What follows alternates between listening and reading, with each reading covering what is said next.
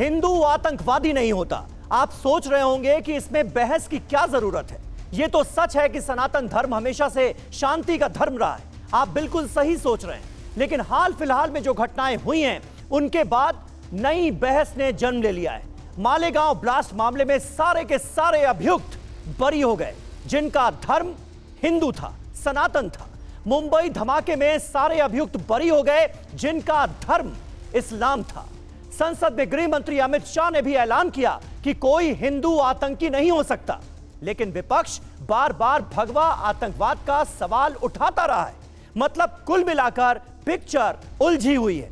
हिंदू आतंकवाद, भगवा आतंकवाद, इस्लामिक आतंकवाद, आतंक का कोई चेहरा नहीं होता। इन सभी मुद्दों का सुलझना बहुत जरूरी है और आज हम इसी पर करने जा रहे हैं बड़ी बहस। हमारे साथ दोनों पक्षों के जानकार मौजूद हैं, लेकिन शुरुआत इस शो की एक अहम खबर के साथ करना चाहेंगे।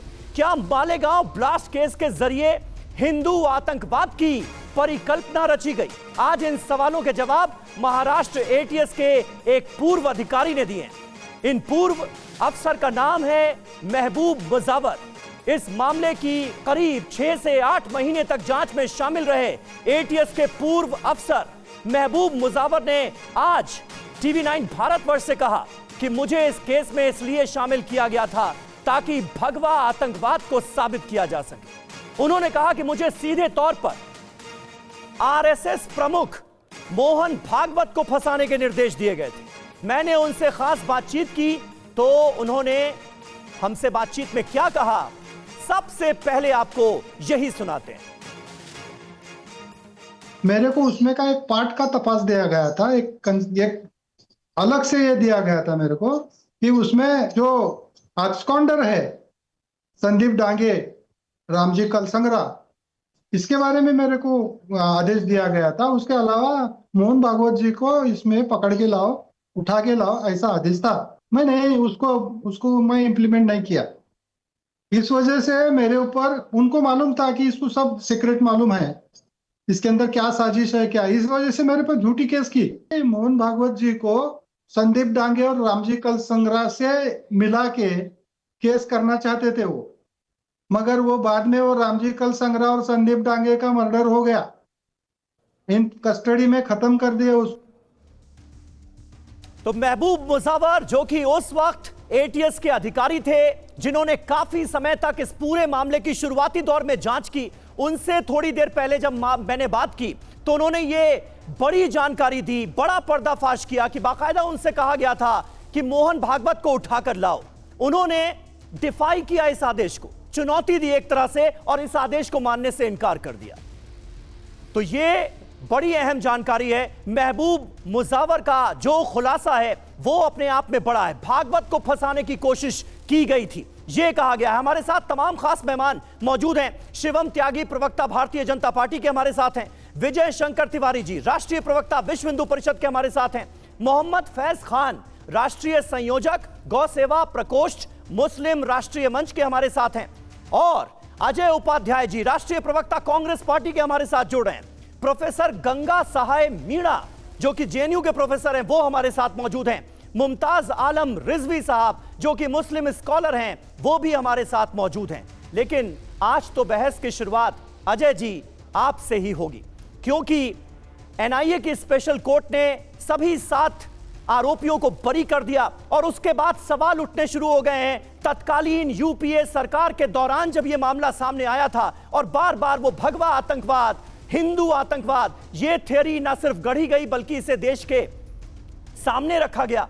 आज जब एटीएस के उसी दौर के एक अधिकारी ये कह रहे हैं कि जानबूझकर ये थ्योरी गढ़ी गई, जानबूझकर मुझे ये आदेश दिए गए कि किसी तरह मोहन भागवत को, आरएसएस चीफ को इसमें फंसाओ, आखिर ऐसा क्यों हुआ, ये देश जानना चाहता है। अभी जो आपने दिखाया जिनका स्टेटमेंट है, मुझे तो बड़ा आश्चर्य लग रहा है कि तब इन पर दबाव था या आज दबाव है, और किसका दबाव है यह स्पष्ट होना चाहिए। पर एक बात तय है कि उनको जो है अब गवर्नर का कोई पद भी नहीं है, और मुझे नहीं लगता कि भाजपा किसी मुसलमान को अभी तक गवर्नर बनाई है, बिहार को छोड़ दें तो अब पद नहीं है। इसलिए ऐसी बात करके आप अपनी विश्वसनीयता क्यों खो रहे हैं? यदि ऐसी दिक्कत थी तो आप जब सेवा में थे उस समय आपको रिजाइन करना था, सरेआम आना चाहिए था, आपकी इंटीग्रिटी इस मामले में तय होती। इसलिए ये स्पष्ट है कहीं ना कहीं तब साजिश नहीं थी, अब साजिश हो रही। नहीं अजय जी, उन्होंने इस सवाल को उस वक्त भी उठाया था, और उनके खिलाफ विभागीय जांच शुरू हो गई, उनको जेल में भेज दिया गया। बाद में वो खुद बरी होकर आए। मैंने उनसे पूछा था कि ये आपने तब कहा था क्या, तो उन्होंने कहा कि हाँ मैंने डिफाई किया और इसका अंजाम मैंने भुगता।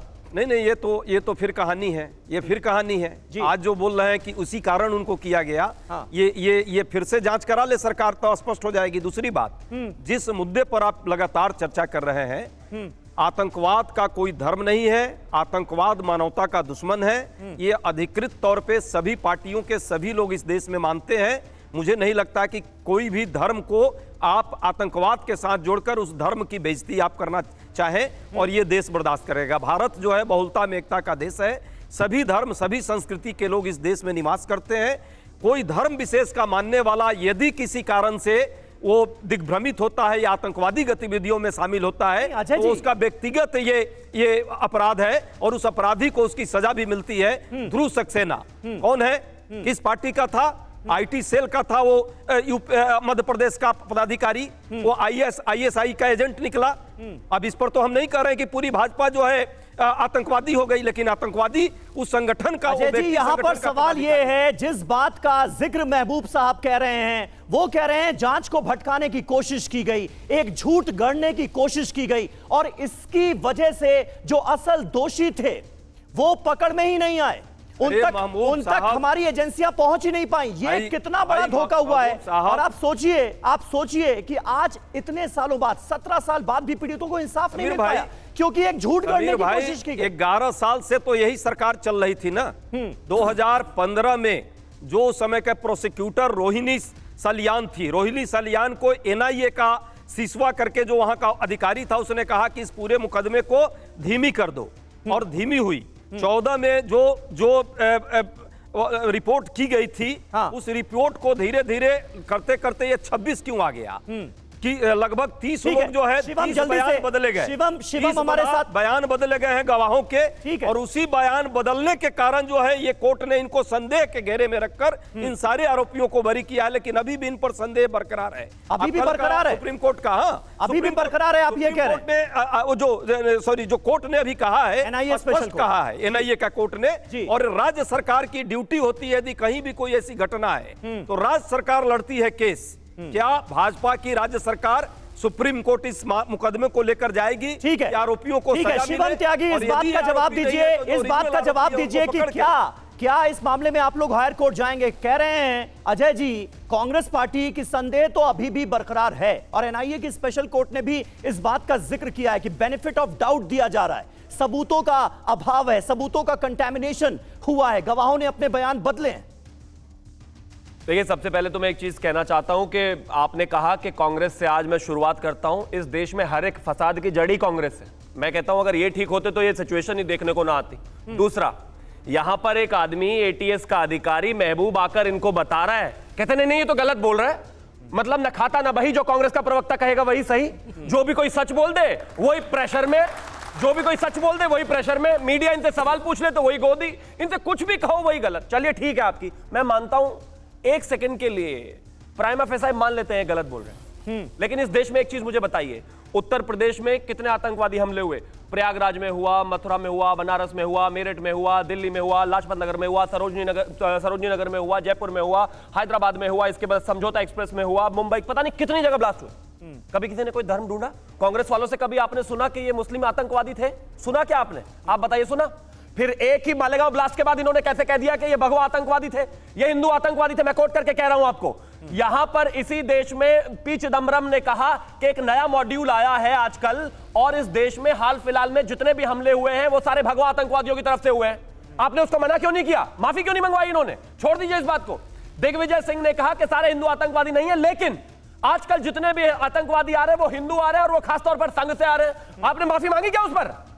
इसके अलावा अगर मैं बात करूं, खासतौर पर सुशील शिंदे ने कहा कि इस देश में भाजपा और संघ के ट्रेनिंग कार्यालय में आतंकवादियों को ट्रेनिंग दी जाती है। माफी मांगे, माफी आप इस देश से। वोट लोगे हिंदुओं से, तीन आतंकवादी वोट लोगे पकड़े गए। भारतीयों से, और जबरदस्ती की एक थ्योरी गढ़कर खड़ी कर देंगे। और एक और चीज कहना चाहता हूं मैं, इसमें बिल्कुल कोई नाम नहीं था, मुझे थोड़ा समय और दीजिएगा। इस केस में शुरुआत में सबसे पहले सिमी का हाथ का नाम आया था। सिमी के नाम को लेकर हेमंत करकरे जी ने प्रेस कॉन्फ्रेंस भी की थी, वो किया गया था, लेकिन उसके बाद पता नहीं क्या हुआ, कौन हॉस्टाइल हुआ, कैसे हुआ, उसमें अभिनव प्रकाश को घुसाया गया, उसके बाद इन्वेस्टिगेशन चालू हुई। और मैं थोड़ी ना कह रहा हूं, इसी देश में एक दूसरे संस्थान का अखबार है, उसने रिपोर्ट किया गया है कि एटीएस के अधिकारियों के ऊपर दबाव बनाया गया कि योगी आदित्यनाथ का नाम इसमें डालिए और गिरफ्तार कीजिए। एक आज ये निकल कर आए हैं, इन्होंने पहले भी कहा था कि मोहन भागवत जी को गिरफ्तार कीजिए। 2002 में आदरणीय प्रधानमंत्री जी पर फर्जी केस लगा दिए गए, आदरणीय गृह मंत्री जी पर फर्जी केस लगा दिए। सोचिए अगर कांग्रेस 2014 में रिपीट होकर आ जाती तो इस देश में कौन नेता बचता फिर? ठीक है अजय जी क्योंकि एक मिनट शिवम एक मिनट अजय जी, मैं वापस आपके पास आ रहा हूं और उसके बाद बाकी मेहमानों का रुख करूंगा। क्या इस पर आपको लगता है कि माफी मांगनी चाहिए? क्योंकि एक धर्म से जोड़कर आतंकवाद को दिखाने की कोशिश तो की गई, ये हिंदू आतंकवाद, भगवा आतंकवाद, ये टर्म कॉइन न सिर्फ किया गया बल्कि देश के सामने इसे बार बार आपके बड़े बड़े नेताओं ने रखा। समीर भाई, क्या आपको लगता है कि वो एक गलती थी? अजय जी, समीर भाई, गृह सचिव उस समय होते थे जो भाजपा के सांसद आज हैं और केंद्र में वो मंत्री भी रहे, आरके सिंह का नाम पूरा देश जानता है। जी गृह सचिव ने इस टर्म को यदि क्वाइन किया था तो क्या भाजपा को माफी मांगनी चाहिए इस बात के लिए? आज भाजपा में है वो, आज भाजपा में है वो, झूठी खबर गृह सचिव इस देश नहीं कहा था। आरके सिंह ने मना किया था, गूगल करिए आप। मैं बीच में नहीं झूठ बोल रहे हैं आप, बीच में नहीं बोले लेकिन झूठ बोल रहे हैं आप। एक एक करके झूठ बोलोगे तो बोलने अजय जी लेकिन एक मिनट शिवम एक मिनट झूठ की फैक्ट्री बंद करिए, नहीं चलेगा।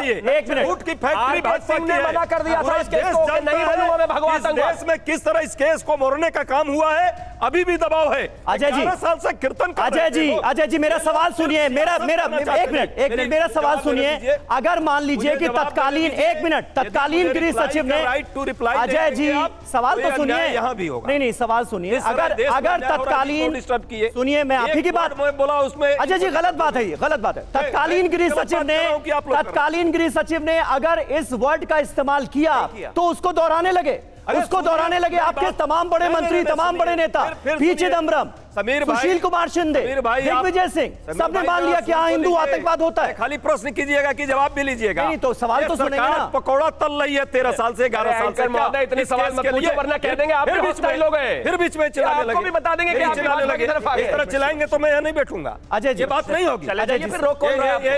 यहाँ अरे भाई एक मिनट आपकी दादागिरी नहीं चलेगी और आप भी नहीं बोल पाएंगे। माफी मांगनी पड़ेगी, मांगनी चाहिए कि नहीं मांगनी चाहिए बताइए। भाजपा वाले मांगनी चाहिए कि नहीं मांगनी चाहिए बताइए।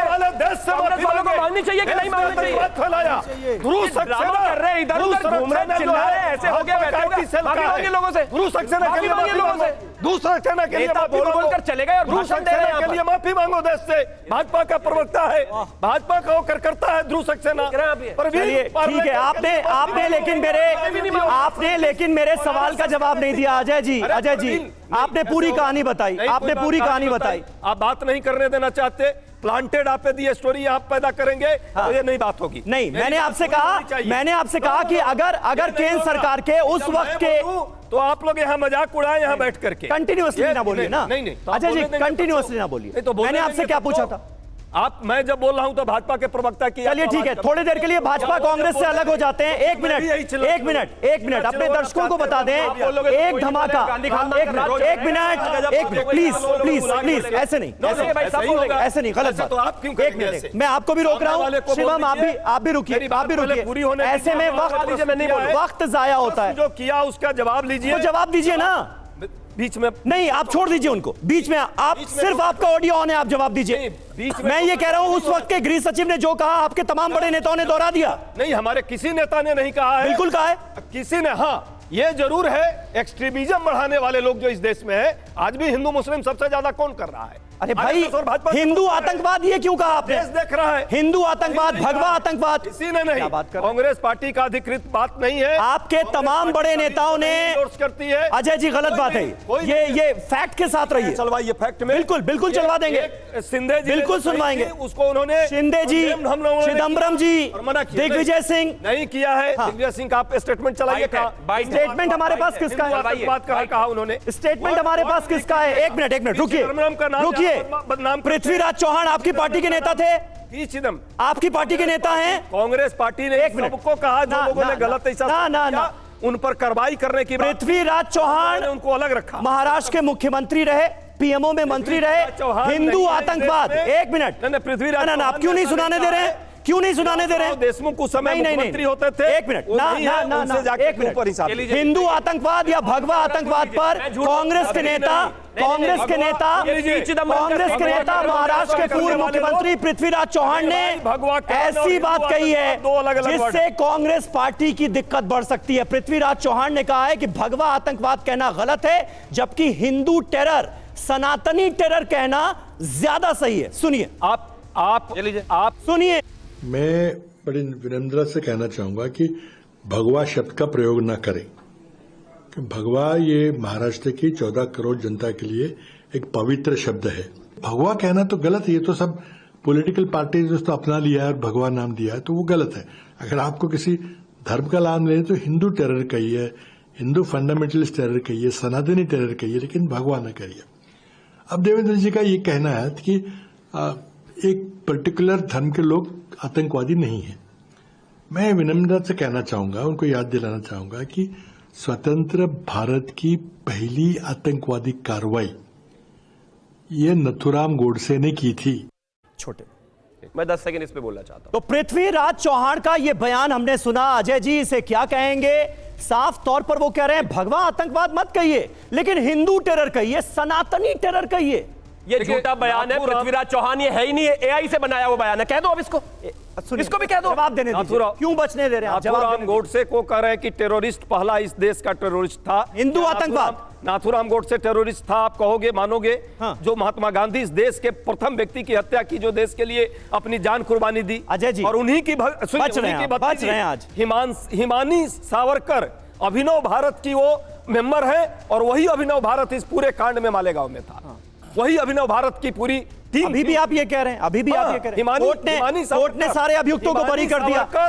नाथुराम गोडसे की भतीजी, नाथुराम गोडसे को इसमें कितने लोग मानते हैं? अजय जी जवाब नहीं दे रहे हैं। हिंदू टेरर का जो बयान है, हिंदू टेरर का जो बयान है, उस पर अजय जी जवाब नहीं दे रहे हैं। विश्व हिंदू परिषद, एक लाइन सिर्फ, मैंने आपको मौका दिया, आपने जवाब ही नहीं दिया। Single line.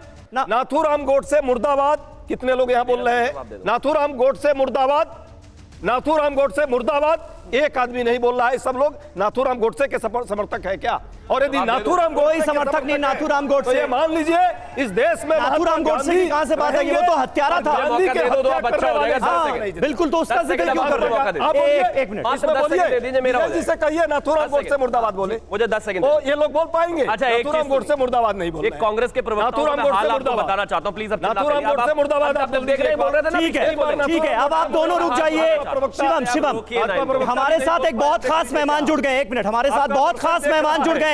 एक मिनट अजय जी, हमारे साथ एक बहुत खास मेहमान नहीं बोल रहा है। अजय जी क्या कर रहे हैं? पर ज्ञान न दे। क्या कर रहे हैं आप? भाषण थोड़ी चल रहा है। हमारे साथ एक बहुत खास मेहमान जुड़ गए हैं, वो शख्स जिनको मालेगांव धमाके में अभियुक्त बनाया गया था, लेकिन एनआईए कोर्ट ने उन्हें बरी कर दिया है। हमारे साथ हैं रमेश उपाध्याय जी। रमेश उपाध्याय जी, स्वागत है आपका टीवी 9 भारतवर्ष पर। सबसे पहले जानना चाहेंगे, देश में उस वक्त भी एक बहस छिड़ी थी जब यह नैरेटिव गढ़ा गया था हिंदू आतंकवाद का, भगवा आतंकवाद का। एक बार फिर एनआईए कोर्ट ने जब आप लोगों को बरी किया है, तो एक बार फिर यह चर्चा जोरों पर है। एक बार फिर अभी पृथ्वीराज चौहान का हम बयान सुन रहे थे, वो ये कहते नजर आए कि आपको भगवा आतंकवाद तो नहीं कहना चाहिए, लेकिन हिंदू आतंकवाद कहना चाहिए, सनातनी आतंकवाद कहना चाहिए। किस तरह से आप देखते हैं बरी होने के बाद इस पूरे के पूरे नैरेटिव को? केंद्रीय गृह मंत्री श्री अमित शाह जी ने राज्यसभा में परसों ही कहा है कि हिंदू आतंकी नहीं हो सकता जी। सरकारी तौर पर यह बयान आने के बाद भारत सरकार का दृष्टिकोण अब हम सबके सामने आ गया। अभी कौन सी पार्टी किसको क्या कहती है, मैं इस पचड़े में पड़ना ही नहीं चाहता कि कोई किसी को आतंकी कहे ना कहे, कोई गोडसे को आतंकी कहे या ना कहे, कोई किसी और को आतंकी कहे या ना कहे। उन लोगों ने अपनी कानून की किताबों में जो आतंक की परिभाषा लिखी हुई है, मुझे लगता है कि उन्होंने पढ़ा ही नहीं है। अगर उन्होंने पढ़ा होता तो समझ में आता कि आतंकी वो है जो दूसरे पे आतंक फैलाता है। किसी व्यक्ति की हत्या उसने कर दी गोडसे ने, तो इसलिए वो आतंकी नहीं हो गया।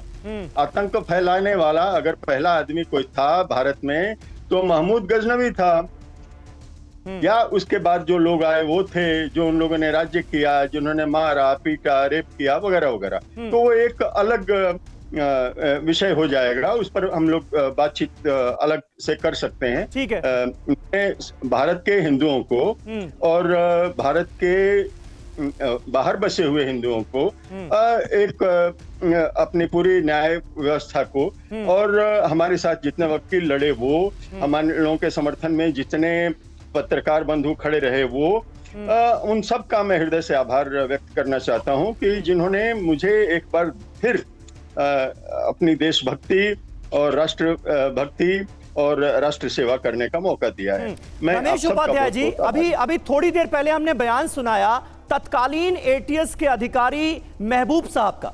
उन्होंने कहा कि जबरदस्त दबाव था, एक झूठ को गढ़ने की कोशिश की जा रही थी और ये सनातन टेरर, हिंदू टेरर, भगवा टेरर, ये थ्योरी सामने रखने के लिए जो जांच थी उससे समझौता किया जा रहा था, एक तरह का दबाव था ये फेक नैरेटिव फैलाने का। आपको भी क्या ऐसा लगता है और आप लोगों पर भी किसी तरह का कुछ दबाव था क्या?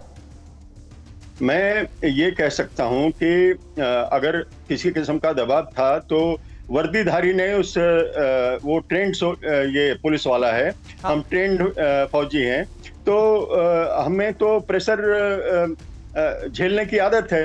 वो अगर उस पर दबाव बन रहा था तो वो दबाव के आगे क्यों झुका?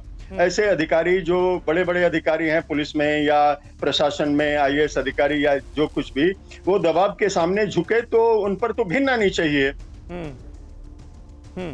लेकिन उपाध्याय साहब, ये अदालत ने अपने फैसले में भी तो कहा है कि भाई बेनिफिट ऑफ डाउट के तहत हम बरी कर रहे हैं, सबूतों को कंटेमिनेट किया गया और जो गवाह थे, जो चश्मदीद गवाह थे, आई विटनेस थे, उन्होंने बार बार अपने बयान बदले, वो हॉस्टाइल हो गए। अदालत का फैसला लीगल लैंग्वेज में है, लेमन लैंग्वेज में हम निर्दोष पाए गए और हमारे खिलाफ कोई सबूत, ठोस सबूत नहीं पाया गया और हम लोग निर्दोष बरी हुए, बाइज्जत बरी हुए। ये लेमन लैंग्वेज है। लीगल लैंग्वेज में कोर्ट ने जो कहा है वो ये कहा है कि उन सबूतों में कोई दम नहीं था। और उपाध्याय साहब, हम ये बात जानते हैं कि अगर कोई बेकसूर है, कोई निर्दोष है और उस पर इतनी बड़ी तोहमत लगा दी जाए, उसे आतंकी बता दिया जाए और उसके बाद 17 साल का लंबा वक्त लग जाता है ये जानने में कि नहीं वो बेकसूर था, तो उस पर क्या गुजरी होगी? आप इस पूरे हालात के लिए किसको दोषी मानते हैं? आपके हिसाब से कौन सबसे बड़ा दोषी था? मैं इस विजय को जो हम लोगों को मिली है, उसके उल्लास को, जो पिछले 17 सालों में जो पीड़ा हमने सही है, जो वेदना हम ने सही है, उस सबको याद करके और उन घिनौने चरित्रों के बारे में फिर कुछ कह के मैं इस विजय के उल्लास को कम नहीं करना चाहता। मैं आप सब लोगों का और सारे हिंदुओं का, सारे भारतवासियों का फिर भी रमेश उपाध्याय जी, आपसे इस वक्त देश जानना चाहता है, क्योंकि 17 साल तक वो तोहमत आप लोगों ने झेली है, तो इस स्थिति के लिए कौन जिम्मेदार था? उस वक्त की सरकार जिम्मेदार थी, पुलिस जिम्मेदार थी, कुछ अधिकारी जिम्मेदार थे जिनकी ये मंशा थी? मुझे जो जानकारी है उसके हिसाब से आईएसआई जो है वो ऑपरेशन हिंदू का नैरेटिव चला रहा था। कुछ एक उस तत्कालीन जो ब्यूरोक्रेट्स थे, प्रशासनिक अधिकारी थे, कुछ एक पुलिस अधिकारी थे, कुछ एक जो पॉलिटिशियन थे, इस साजिश में शामिल हो सकते हैं। ऐसी जानकारी मिली है, लेकिन मेरे पास ऐसा कोई सबूत नहीं है जिससे मैं इस बात को पुख्ता तौर पे कह सकूं। सरकार जांच करेगी तो इसका पता चलेगा और समाज में काम करने वाले जो राजनेता हैं वो अपनी तरह से वर्दीधारियों पर या प्रशासनिक अधिकारियों पर दबाव बनाने लगते हैं और इन लोगों को ट्रेनिंग ही इसलिए मिली हुई है कि इस दबाव को झेल सकें। वो नहीं झेल पाए, उन्होंने समझौता कर लिया या किसी और कारण से वो बिक गए या कुछ भी हुआ, तो मुझे उनकी चर्चा करके और उन्हें उनका उनको बढ़ावा देना। ठीक है, समझ गया मैं। मेजर रमेश उपाध्याय, बहुत बहुत शुक्रिया TV9 भारतवर्ष से बात करने के लिए। विजय शंकर तिवारी जी हमारे साथ मौजूद हैं, विश्व हिंदू परिषद के प्रवक्ता हैं। विजय शंकर जी, जिस बात का जिक्र पूर्व ATS अफसर महबूब साहब ने भी किया कि बाकायदा उनको ये निर्देश दिए गए कि मोहन भागवत को उठा लो, इस पर वो चौंक गए। उन्होंने बाकायदा अपने अधिकारी को डिफाई किया, परमवीर सिंह का उन्होंने नाम लिया है मेरे साथ इंटरव्यू में, और उन्होंने कहा कि नहीं, मैं इस आदेश को नहीं मान सकता, इसकी तामील नहीं कर सकता, और उसके बाद उन्हें उसकी सजा भी भुगतनी पड़ी। तो ये करने की क्या कोशिश थी? मालेगांव ब्लास्ट में 6 लोगों की जान गई, 100 लोग घायल हुए, उसके बाद इन्वेस्टिगेशन में करने की कोशिश क्या थी, आपको क्या लगता है? समीर जी, मैं विश्व हिंदू परिषद का राष्ट्रीय प्रवक्ता भी हूं और इस सारी योजना में एक पीड़ित व्यक्ति भी हूं। और आप शायद लोगों को ध्यान में नहीं है, साध्वी प्रज्ञा मेरी छोटी बहन जैसी है, और वो विद्यार्थी परिषद के संगठन मंत्री थी, और जब वापस आई संगठन मंत्री से तो दिल्ली आती थी, मेरे घर रुकती थी जी। मेरी पत्नी के साथ उसके अच्छे संबंध है और अभी भी वो संबंध है। तो जब ये सारा विषय चला तो मैं तो कहीं ऑफिस में बैठा हुआ था, मेरे पास मेरी श्रीमती जी को फ़ोन आया कि मेरे घर में तो NIA वाले आए हुए हैं। तो मैंने कहा क्या हो गया? बोले नहीं, वो कह रहे थे कि वो प्रज्ञा के लिए पूछताछ करने के लिए आए हैं। फिर मैं घर आया और बातचीत हुई मेरी। बोले नहीं, वो ऋतंभरा जी के यहाँ से कहा गया है कि इनको प्रज्ञा जी को आपने ही ऋतंभरा जी के यहाँ भेजा। तो हमने भेजा था, क्योंकि जब संगठन मंत्री के नाते वापस आई तो उन्होंने इच्छा जाहिर की कि भाई साहब मैं सन्यासी बनना चाहती हूँ। तो मैंने कहा सन्यासी बनना चाहती हूँ तो कोई महिला सन्यासी के पास जाइए, कुछ दिन रहिए जा करके। तो और ऋतंभरा जी से मेरे संबंध थे, पुराने परिचय थे, तो मेरी श्रीमती जी उनको लेकर के ऋतंभरा जी के यहाँ पहुँचा के आई और धीरे धीरे वहाँ वो अभ्यास किया उन्होंने सन्यास का। और इसके बाद वो सन्यासी अवधेशानंद जी, पूज्य स्वामी अवधेशानंद जी के सेवा में जाकर उन्होंने सन्यास किया। मतलब आप ये कह रहे हैं कि पूरे इंटेरोगेशन के प्रोसेस के दौरान साध्वी प्रज्ञा पर क्या बीत रही थी, उनकी क्या पीड़ा थी, इसको आपने बहुत करीब से महसूस किया। तो मैं वही बता रहा हूँ ताकि लोगों को ध्यान में आ जाए, क्योंकि मैं स्वयं बैठा हूँ तो मेरे से ज्यादा प्रत्यक्ष कौन बताएगा। ठीक है। तो इवन मेरे आने से, घर आने से पहले उन्होंने मेरी पत्नी को कहा कि अगर तुम सच नहीं बताओगे तुमको पटक पटक कर यहीं पूछताछ करेंगे। ये मेरी पत्नी को NIA के ऑफिसर ने वहाँ कहा। मैं जब घर गया तो मुझे सारी बात पता चली। उन्होंने कहा कि अवधेशानंद जी के पास हम गए, तब पता चला कि ऋतंभरा जी के यहाँ से ये हमारे यहाँ आई हैं। ऋतंभरा जी के यहाँ गया तो पता चला कि वो हमारे घर से गई हैं। तो हमने कहा मेरे घर से गई हैं, वो तो मैंने ही उनको सजेस्ट किया था कि आप संन्यास ग्रहण करना चाहती तो वहाँ करिए जा करके। इसके बाद 2 साल तक, मेरा बच्चा उस समय छोटा था, मेरे हर महीने में 2 चक्कर, कभी CBI वाले आते थे, कभी असीमानंद जी की केस से साथ जुड़े हुए थे तो चंडीगढ़ से आते थे, कभी NIA के लोग आते थे, कभी मुझे बुलाते थे, घंटों मुझे प्रतीक्षा कराते थे और थ्रेट करते थे। एक बार समीर जी, मेरे घर में NIA का ऑफिसर आया और आकर मुझे कहा कि चिदम्बरम जी इस समय ऑफिस में लाइव बैठे हैं और उनको पता है कि मैं आपके पास बैठा हूं, आप बताइए इंद्रेश जी थे कि नहीं। हमने कहा इंद्रेश जी तो संघ के अधिकारी हैं। बोले नहीं, आपके उनके साथ संबंध है, मेरे अधिकारी हैं वो। मतलब कुल मिला करके मुझे उन्हें थ्रेट किया। बार बार ये कोशिश कर रहे थे कि आप इंद्रेश जी का नाम लीजिए। अच्छा, ये कहने की कोशिश कर रहे थे। मैं लाइव बैठकर कर रहा हूं कि कांग्रेस ने जो दुष्कर्म किया है उसका पाप वो 11 साल से भुगत रही है। ठीक है, मैं समझ रहा हूं। हिंदू आतंकवाद के नाम से, हिंदू आतंक के नाम से हिंदुओं को जो बदनाम किया, आज उस हिंदू ने बाहर निकाल करके 11 साल से बाहर उसकी सजा दे रही है। अभी भी उनको समझ में नहीं आ रही है। ठीक है, अभी भी आतंकवादी के नाम पर हिंदुओं को, मैं समझ रहा हूं आपकी भावना, मैं समझ रहा हूं आपकी भावना, जो फर्स्ट हैंड एक्सपीरियंस आपने झेला है उस पर हम आगे भी बात करेंगे। लेकिन इस वक्त मध्य प्रदेश की पूर्व मुख्यमंत्री, भारतीय जनता पार्टी की वरिष्ठ नेता उमा भारती हमारे साथ जुड़ रही हैं। उमा भारती जी, बहुत बहुत स्वागत है आपका TV9 भारतवर्ष पर। कल हमने देखा वो तस्वीरें आपके आवास की, जब NIA स्पेशल कोर्ट का यह फैसला आया और सभी 7 अभियुक्तों को बरी किया गया तो आतिशबाजी हो रही थी, लोग खुशी मना रहे थे, जश्न मना रहे थे। आप इस फैसले को कैसे देखती हैं और क्या हिंदू टेरर, भगवा टेरर, ये नैरेटिव गढ़कर जो कॉन्फ्रेंस में मिल पाओगे मेरे चैनल? उमा जी, आवाज मिल रही है क्या आपको? हाँ बिल्कुल सुनाई दे रही। बहुत बहुत स्वागत है उमा भारती जी TV9 भारतवर्ष पर आपका। और मैं आपसे जानना चाहूंगा, कल हमने तस्वीरें देखी, और जैसे ही एनआईए स्पेशल कोर्ट का फैसला आया, आपके आवास की तस्वीरें हम देख रहे थे, आतिशबाजी हो रही थी, लोग नारे लगा रहे थे, भगवा की विजय इसे घोषित किया जा रहा था। आप कैसे देखती हैं, और क्या इस केस के जरिए ये जो भगवा टेरर, हिंदू टेरर, ये थ्योरी गढ़ने की कोशिश की गई थी, उसको अदालत के आदेश ने पूरी तरह से ध्वस्त कर दिया है? आप ये मानेंगे? आपने एक बहुत महत्वपूर्ण बात उठाई है, इसलिए मैं स्टेशन जाने वाली हूँ, मेरी ट्रेन का टाइम हो गया शताब्दी का। जी जी। तो मुझे निकल जाना है, इसलिए मुझे बोल देने दीजिएगा। आपने बहुत महत्वपूर्ण बात उठाई। आज मैंने एक अखबार में भी वो खबर पढ़ी कि किसी पुलिस अधिकारी को मजबूर किया जा रहा था कि वो हमारे वरिष्ठ राष्ट्रवादी संगठनों के वरिष्ठ पदाधिकारियों का नाम लें। और मैं ये पहले से ही कह रही थी, शुरू से ही ये सबको पता था कि साध्वी जी को तो इसलिए पकड़ा गया और इसलिए अन्य 7-6 लोग पकड़े गए और भी लोग पकड़े गए ताकि ये ब्लास्ट तो सुनियोजित लगता है मुझे, लेकिन चूंकि मामला कोर्ट में है तो मैं कुछ बोलूंगी नहीं। और करा करके इनके नाम उसमें लाए गए और इनके द्वारा राष्ट्रवादी संगठनों के जो वरिष्ठ पदाधिकारी हैं और भारतीय जनता पार्टी के भी जो वरिष्ठ नेता हैं उनके नाम वो ले दें और उनके नाम लेने के बाद में उन सबको गिरफ्तार करके और फिर हमारे राष्ट्रवादी संगठनों को आतंकवादी संगठन घोषित कर दिया जाए और ऐसा करके इस देश के बहुसंख्यक समाज को ही आतंकवादियों का बहुसंख्यक समाज घोषित कर दिया जाए। उससे अल्पसंख्यक समाज के अंदर डर पैदा किया जाए और फिर अल्पसंख्यक समाज का वोट हमेशा अपने हिस्से में कर लिया जाए।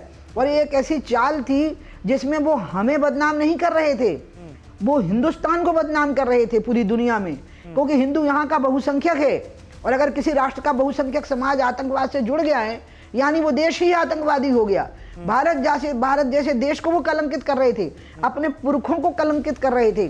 जिन शब्दों का वो प्रयोग कर रहे थे दिग्विजय सिंह जी और चिदम्बरम जी, वो भूल गए थे कि उनके पुरखे भी भगवा रंग की पगड़ी पहनते थे, पाग पहनते थे, उस पर कालिक पोत रहे थे। इसलिए तो बहुत बड़ा षड्यंत्र था।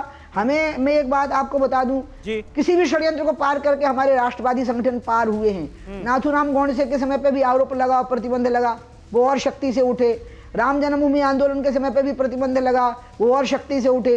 इमरजेंसी के समय पर भी प्रतिबंध लगा, वो और शक्ति से उठे। जब जब धरती पर अत्याचार बढ़ता है तो भगवान या तो खम्भे को फाड़ के प्रकट हो जाते हैं या फिर नर से नारायण के रूप में प्रकट हो जाते हैं। और इसलिए जो कुछ हुआ है उसके पीछे जो षड्यंत्र था उसका पर्दाफाश हो गया। और आज तो हमारे देश का जो प्रधानमंत्री है वो स्वयं एक संघ के प्रचारक रहे हैं, संघ के स्वयंसेवक हैं और जिस तरह से वो सबको अपने साथ लेके चले हैं अपनी सारी योजनाओं में, हिंदू हो चाहे मुसलमान, जिस तरह से अरब देशों में इनको हीरो माना गया, इससे साबित हो गया कि हम ही सर्वसमावेशी संगठन हैं, हम पर आतंक का आरोप नहीं लगाया जा सकता। लेकिन दिग्विजय सिंह इस ऑर्डर के बाद, इस फैसले के बाद ये कह रहे हैं कि बिल्कुल सही तो कहा है कोर्ट ने, आतंकवाद का कोई धर्म नहीं होता। आतंकवाद ना हिंदू होता है, ना मुसलमान होता है, ना कोई इस्लामिक आतंकवाद होता है, ना हिंदू आतंकवाद होता है, क्योंकि हर धर्म प्रेम और सद्भाव के रास्ते पर ले जाना सिखाता है। ये तो वो अब कह रहे हैं, लेकिन उस समय पे तो उन्होंने इन शब्दों का प्रयोग किया है ना, आरोपित किया है, बहुत गलत शब्द बोले हैं। और मुझे तो यही आश्चर्य होता है कि इतने जल्दी वो उनको लगता है कि पूरा मीडिया जगत कोमा में चला गया है, जो उनको ये नहीं पता है कि दादा भाई, मैं उनको दादा भाई कहती हूँ ना, बहुत बड़े भाई हैं मेरे वो, कि दादा भाई पहले क्या बोलते थे। तो अब क्या मीडिया जगत कोमा में चला गया जो उनको पता नहीं कि दादा भाई ने क्या बोला है। उनके बोलने का कोई महत्व नहीं है। महत्व इस बात का है कि कितनी बड़ी साजिश थी। आप ये तो सोचिए, सारे राष्ट्रवादी संगठनों को और भारतीय जनता पार्टी के वरिष्ठ नेताओं को मिला करके आतंकी संगठन घोषित कर देना, बहुसंख्यक समाज को आतंकी समाज घोषित कर देना, ये हिंदुस्तान के खिलाफ, ये देशद्रोह की साजिश है। और जिनने साजिश रची है उनको ढूंढ के उन पर देशद्रोह के केस चलने, ये है असली देशद्रोह। ठीक है, ठीक है, थैंक यू सो मच। बहुत बहुत शुक्रिया उमा जी आपका हमारे साथ जुड़ने के लिए, और आपकी ट्रेन भी है इसलिए हम आपका समय और ज़्यादा नहीं लेंगे। बहुत बहुत शुक्रिया हमसे बात करने के लिए। और हमारे साथ यहाँ पर स्टूडियो में तमाम खास मेहमान मौजूद हैं। मुमताज़ आलम साहब, अब मैं आपके पास आऊँगा। ये जो चर्चा चल रही है, और इससे पहले ना जानी कितनी डिबेट्स में मैंने आपके मुंह से भी सुना है कि आतंकवाद का कोई धर्म नहीं होता, लेकिन यूपीए सरकार के दौरान उस वक्त हिंदू टेरर, भगवा टेरर, ये वर्ड बार बार यूज किया गया। कैसे आप इसे देखेंगे? और उसके बाद 17 सालों की ये तोहमत झेलने के बाद सारे के सारे आरोपी बरी हो जाते हैं। बहुत बहुत शुक्रिया समीर साहब। 7 लोग बरी हुए, और सारी चीज़ें अब क्लियर हो रही कि एटीएस कैसे काम करता है, एएनआई कैसे काम करता है, सारी चीज़ें। और कितना दर्द मैं देख रहा हूँ शिवम जी को, इनको कितना दर्द होना चाहिए कि अगर किसी को आतंकवादी कह दिया जाए ज़बरदस्ती तो दर्द होना चाहिए। लेकिन ये दर्द हमसे पूछिए, आप 7 पे इतना ज़्यादा परेशान हो गए, हमारे तो चुने हुए मेंबर पार्लियामेंट को पार्लियामेंट के अंदर आतंकवादी कह दिया जाता है। हमारा दर्द पूछिए, हमें कैसे अंदर कर दिया जाता है। जब आप 7 की बात कर रहे हैं तो 21 जुलाई को 12 लोग और बरी हुए हैं, उन्हें भी क्लीन चिट मिली है, उनका भी जिक्र होना चाहिए। लेकिन उनका जिक्र इसलिए नहीं हो रहा है क्योंकि वो मुसलमान है। ये गलत है। हमारे गृह मंत्री अगर ये कह रहे हैं 7 लोगों के फैसले पर कि हिंदू आतंकवादी नहीं हो सकता, बिल्कुल सही, मैं नहीं कहता, लेकिन क्या मुसलमान हो सकता है? क्या वो भी तो अभी बरी हुए हैं 21 तारीख को, तो उनका भी जिक्र करना चाहिए। हमारे गृह मंत्री जो है वो पूरे देश के हैं, वो हमारे भी हैं, लेकिन वो एक खास तबके को क्यों ऐसा बढ़ावा कर रहे हैं? तो ये चीज जो है दर्द बहुत है। फिर आप बार बार एक चीज कह रहे हो, हम रंग से पहचान जाते हैं। रंग ये किसने कहा था? आप बताइए। गोली मारो ये लफ्ज किसने कहा था? हाँ, देश के गद्दारों किसने, ये कौन ये सब लफ्ज इस्तेमाल करता है? और आज आ जाइए, आप बार बार कह रहे हो कि एक तंजीम को 1948 में क्या आरएसएस पे बैन नहीं लगा, 1976 में क्या आरएसएस पे बैन नहीं लगा, 1993 में क्या आरएसएस पे बैन नहीं लगा? क्या ये इतिहास नहीं है? क्या ये सच्चाई नहीं है? तो इसलिए ठीक है, लेकिन मैं आपके पहले सवाल पर आऊंगा। एक मिनट, थोड़ा मामले को खींचे नहीं। जो मुद्दा आपने उठाया, मैं उसी पर शिवम का जवाब ले लेते हैं। शिवम, जब ये कहा जा सकता है इस फैसले से पहले कि भाई हिंदू आतंकी नहीं हो सकता, तो ये मुमताज साहब के दर्द का भी तो जवाब आपको देना चाहिए ना। मतलब किसी भी धर्म से, किसी भी रिलीजन से आतंकवाद को जोड़ देना, हाँ, उस धर्म का मानने वाला आतंकवादी हो सकता है, लेकिन किसी धर्म को जोड़ देना, क्या ये गलत नहीं है? रावण ने रावण ने भगवाई तो पहना था, तो चोला तो पहन ओढ़ा जा सकता है, इसमें कौन सी? समझ गया मैं। मुमताज भाई, शिवम नाम इतना पसंद है तो दे दूंगा और डिबेट के बाद। अभी नहीं, लेकिन शिवम भाई से पहले बोलने में अच्छा मुझे इसमें बहुत, क्योंकि आप लड़ना नहीं है, मैं लड़ नहीं रहा था ना सरकार। ये देखिए फिर से, अरे आप मैं एक चीज कहना चाहता हूँ, मुझे जवाब दे रहे हो। इसका सरकार हो तो इसका मतलब क्या बोलने नहीं दोगे? अरे इसीलिए सवाल करूंगा, कमाल कर, बोलिए, आप ही तो बोल रहे हो शुरू से। बोलिए शिवम, बोलिए। Thank you. मैं एक चीज कहना चाहता हूं, मुझे इसमें कुछ ज्यादा मेहनत करने की आवश्यकता नहीं। मैं मानता हूं, मैं ऐसा निजी तौर पर मानता हूं कि ठीक है, आतंकवाद का कोई धर्म नहीं होता, लेकिन साथ ही साथ आपसे यह भी कहना चाहता हूं कि जितने 100 ब्लास्ट अगर हुए आतंकवादी हमले, वो करने वाले कौन है उनका नाम गूगल कर लेना, जवाब आपको अपना। भारी एक बाबरी मस्जिद की शहादत। मैंने कहा ना, मैंने कहा भाई, मैंने किसी का नाम लिया, एक बाबरी मैंने किसी का नाम लिया, मैंने किसी का नाम लिया, ये अपने आप चिल्लाने लग गए। बताइए गजब बात। मस्जिद का, बाबरी मस्जिद चोर की दाढ़ी में तिनका, लेकिन मैं नहीं मानता ऐसा। अब 10 सेकंड और दीजिए प्लीज, आप इनको रोक दीजिए। बीच में नहीं बोला मुमताज साहब, मैं तो सभी से गुजारिश करता हूं, पूछा जाए, सवाल पूछा जाए वही जवाब। नहीं जी, डिबेट बहुत अच्छी जा रही है, एक एक करके बात कर लेते हैं। मुमताज साहब, कोई लाभ नहीं है इस बात। जवाब तो लीजिए ना, जवाब तो आपने सवाल पूछा, बहुत अच्छा पूछा, जवाब दीजिए। एक और चीज यहां पर नहीं हुई, हमारे कांग्रेस के प्रवक्ता आए, कहे कहो गौड़ से मुर्दाबाद, कहो गौड़ से मुर्दाबाद। 1996-97 में एक फिल्म आई थी जुदाई, उसमें जॉनी लीवर, उपासना सिंह दोनों बैठे होते हैं। जॉनी लीवर कहता है कुछ खाना खाओगी? कहते अब्बा जब्बा डब्बा। कहते पानी पियोगी? कहते अब्बा जब्बा डब्बा। कहते घूमने चले? कहते अब्बा जब्बा डब्बा। अरे पढ़ लिख लो कुछ, हर जगह बस मुर्दाबाद, जिंदाबाद मुर्दाबाद। अरे बाहर जाके लगा लेना नारे भाई, इतना ही शौक है तो पॉइंट पर बात करो, पॉइंट पर बात करो। फिर कह रहा हूं जवाब नहीं, मैं फिर से कह रहा हूं, मैं घुमा फिरा कर वापस नहीं लाऊंगा। अब ये देखिए हो गया ना शुरू, वही अब्बा जब्बा डब्बा पर नहीं बोल पाया, यही हाल है इनका। फिर कह रहा हूं कि गौड़ से मुर्दाबाद नहीं बोल पा रहे हो आप। में चली गई 135 साल पुरानी पार्टी को बर्बाद कर दिया इस प्रवक्ताओं की भीड़ ने। हमारे सवाल का जवाब तो बेहतर हो जाएगा। फिर से वही आ रहा हूं, कभी गौड़ के बारे में बुरा मान ही नहीं सकते। जवाब दो। आप भी कांग्रेस में हो क्या? मैंने तो कांग्रेस को कहा था, ये अलग नाराज हो रहे हो। शिवम नहीं आएंगे, 10 सेकंड और दे रहा हूं। जवाब रह गया। 5 आक्रमण तो कर दिया आपने, जवाब नहीं दिया। 5 में खत्म कर दूंगा, लेकिन आप इनको रोक कर ले गए। भाजपा के लोगों को कोई नाटक एक मिनट मुमताज साहब, आपको जवाब चाहिए या नहीं चाहिए? बीच में डब्बा तो बोल रहे हैं, ठीक है, अब्बा डब्बा चप्पा से आगे बढ़ते हैं। जवाब दीजिए, जवाब। जी 11 साल नहीं बोल पा रहे हैं, क्यों जलती नहीं? जवाब दीजिए। ये देखें, कोई दर्द नहीं है। मैं एक चीज कहना चाहता हूं, हाँ, इस बोलिए, देश जवाब में दीजिए, जवाब। किसी भी धर्म को आतंकवाद में पेंट करने की आवश्यकता नहीं है। मेरा बस एक ही बात का कहना है, मैं मानता हूं कि हर एक देश में अगर कहीं पर भी आतंकवादी हमला होता है, आतंकवादियों के खिलाफ कार्रवाई होनी चाहिए, धर्म के खिलाफ नहीं। लेकिन आपने जो मेरे धर्म को बदनाम करने की कोशिश करी, अगर आदरणीय प्रधानमंत्री जी, आदरणीय गृह मंत्री जी, आदरणीय मोहन भागवत जी और जितने भी लोगों का नाम इसमें लिया गया, आप बस एक बार सोच कर देखिए, अगर ये सारे लोग इस तरह के केसेस में फ्रेम होकर जेल में होते तो इस देश का क्या हाल होता। क्या करना चाह रही थी कांग्रेस इस देश में? हिंदुओं में 100 करोड़ के बच्चों को आतंकवादी कहा जाता इसी देश में, तब तो कोई नहीं बोला इस बात पर, तब तो सारे भाषण देते रहे। और आज यहां पर बात करके रहे हमने ये नहीं कहा, हमने वो नहीं कहा। अरे अजय उपाध्याय, आप भी हिंदू हैं, आपका बच्चा भी कहीं विदेश में जाता, कहते लोग कि आतंकवादी संगठन चलाते हैं ये लोग। आज हंस रहे, हंसते रहिए। अरे करोड़ नहीं है। ठीक है, एक मिनट, अब थोड़ा सा आगे बढ़ते हैं, एक मिनट थोड़ा सा आगे बढ़ते हैं। फैज साहब भी इंतजार कर रहे हैं और प्रोफेसर गंगा भी हमारे साथ मौजूद हैं, वो भी इंतजार कर रहे हैं। लेकिन उससे पहले असदुद्दीन ओवैसी का बदला हुआ रुख चंद ही दिनों के फासले में वो क्या रहा, ये आपको दिखाते हैं। 21 जुलाई को बॉम्बे हाईकोर्ट ने 2006 के मुंबई ट्रेन धमाके पर फैसला सुनाया था और सभी 12 के 12 अभियुक्तों को बरी कर दिया गया। इस फैसले के ठीक 10 दिन बाद यानी 31 जुलाई को एनआईए कोर्ट ने मालेगांव धमाके पर फैसला सुनाया और सभी 7 आरोपियों को बरी कर दिया गया। इन 10 दिनों में एआईएमआईएम के चीफ असदुद्दीन ओवैसी के सुर कैसे बदले, जरा ये देखिए। पहले इंसाफ अभी सिर्फ आधा हुआ है और अगर आप कोर्ट का वो जजमेंट पढ़ेंगे, इसमें ये साफ तौर पर कह दिया गया है कि जितने एक्यूज को पकड़ा गया था उनको टॉर्चर करके, उनको मारकर, पीट कर वो कन्फेशन लिया गया।